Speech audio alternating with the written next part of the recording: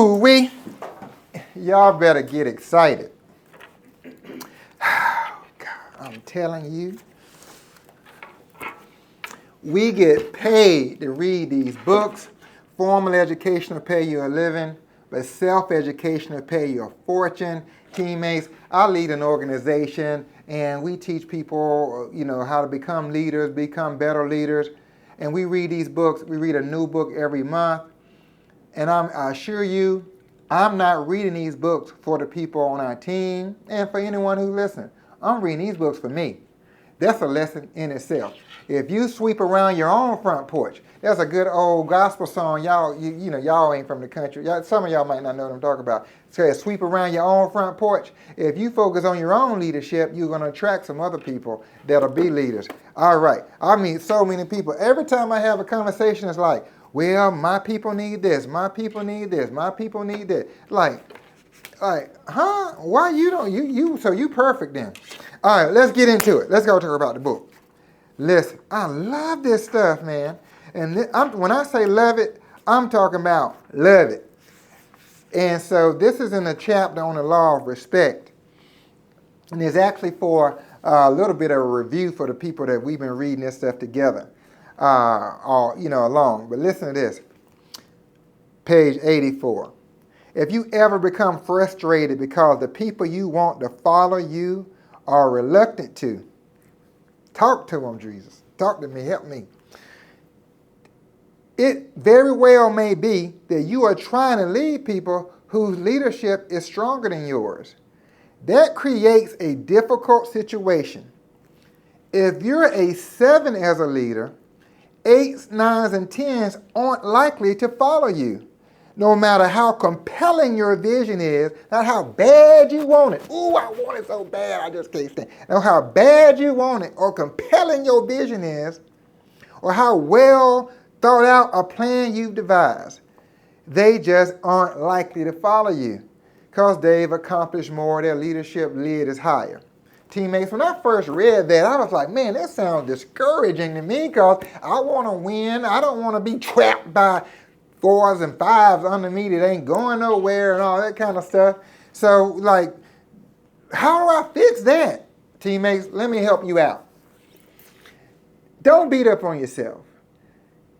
You probably higher than you think you are because lazy people don't read books like this. Lazy people don't watch videos like this.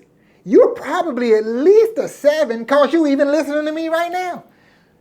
Because you even conscious that you need to get better. So don't beat yourself up. There is no such like an 8, 9, 10. Well, it sounds good. Teammates, listen. You're probably better than where you are, than what you think you are. And there's only a few things where you can match anybody's level. Number 1 is being on time.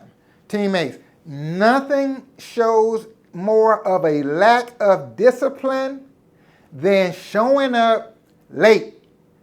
And I'm not saying, I know people that have their own meetings and they show up late for their own meeting. I've had, if you're a leader and you got a so-called leadership team and everybody, and they all show up late. You the leader and you got a so-called, listen to this, teammate, this is it, listen. If let's say if someone invited me to a meeting, they was having a conference, I call the person up hey, what can I do? What can I bring? How can I help you? Anything I can help you with? Because I'm a leader, I know it takes energy to put stuff together. So I know what it takes behind the scenes. So I ask the person, what can I do to help you? See, when you have people on your team and they not leaders, they never ask, how can I help you? That's how you know that person ain't no leader. They might become one later, but if they ain't showing up early, how can I help you? Can I help set up the room? What can I help you with? Early, help and prepare so you people can come in and see a great visual of what we're doing.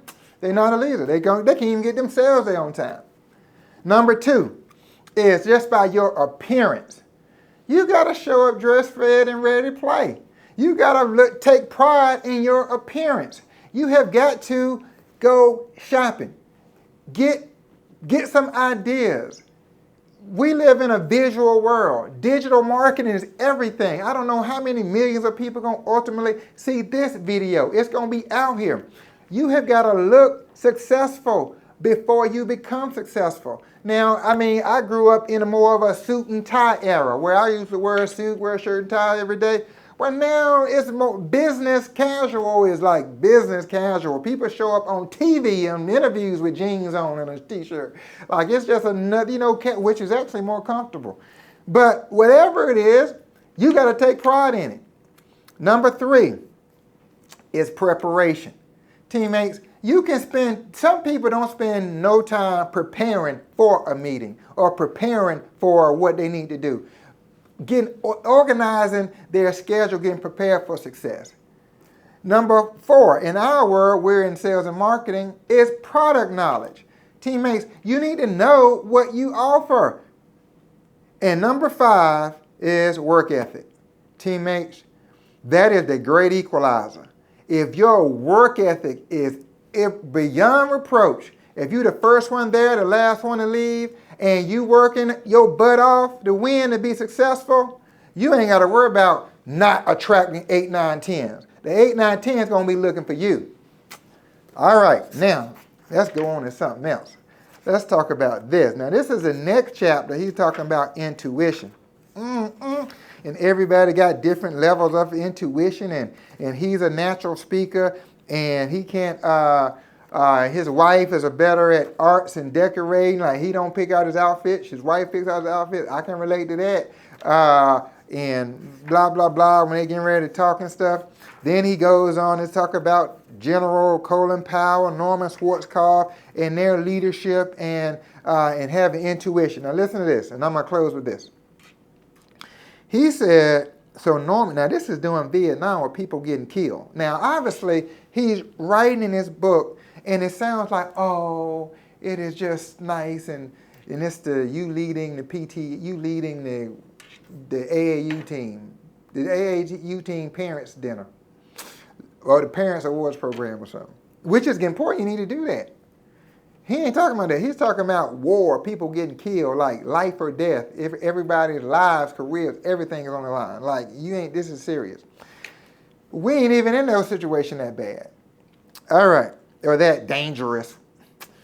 Schwarzkopf anticipated a terrible situation, so he gets assigned to a battalion that is not doing well. He said his predecessor hadn't known the first thing about leadership. The man had never ventured outside the safety of the base camps to inspect his troops, and the results were appalling. The entire battalion was in chaos. The officers were indifferent. The most basic military security procedures weren't being followed, and soldiers were dying needlessly. Teammates, the first line he said was, the man, meaning the previous leader, had never ventured outside the safety of the base camp, listen to this word, to inspect his troops.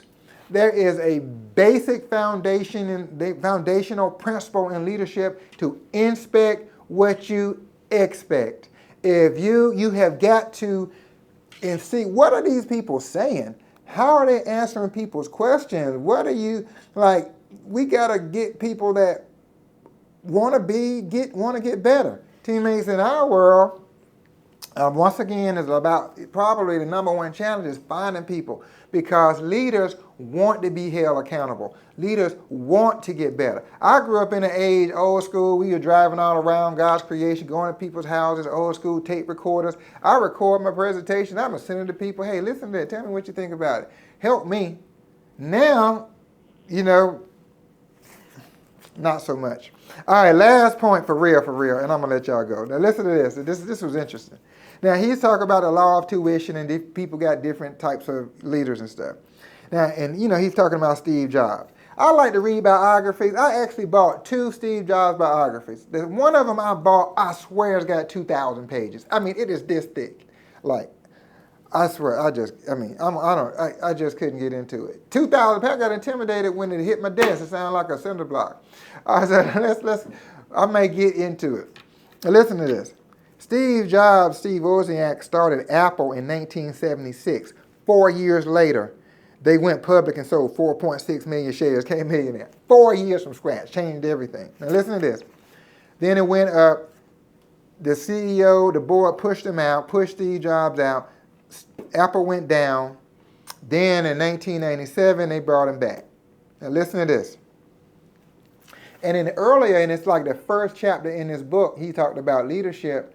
And this guy, one of his mentors when he was in San Diego, would buy resorts and that was going bankrupt. And they would go into these resorts, and the first thing they would always do, he told them, would fire the leader, the management team.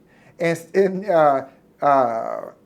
John Maxwell said, you fire them every time? He said, yeah, every time. He said, you don't meet with them and find out if they got some potential? He said, no, every time. And he said the guy was eating, and the guy was like just talking casually, and John Maxwell kept asking. By the third time, he was like, every time the dude was like kind of getting impatient, he put his fork down, stopped eating, and said, John, if they were any good, I wouldn't be here. They wouldn't be bankrupt.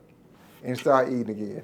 That's right what it was. What's scary for all of us entrepreneurs, we can't fire ourselves. We don't have no choice but quit or get better. Quit, keep getting the same results, or get better. Because you ain't going to get fired. I guess there's one side is good. It's bad if you married and your spouse is like, why don't you just quit and get a job? Because you ain't getting this done around here. So, all right, listen to this. The exact same thing happened, and here it is.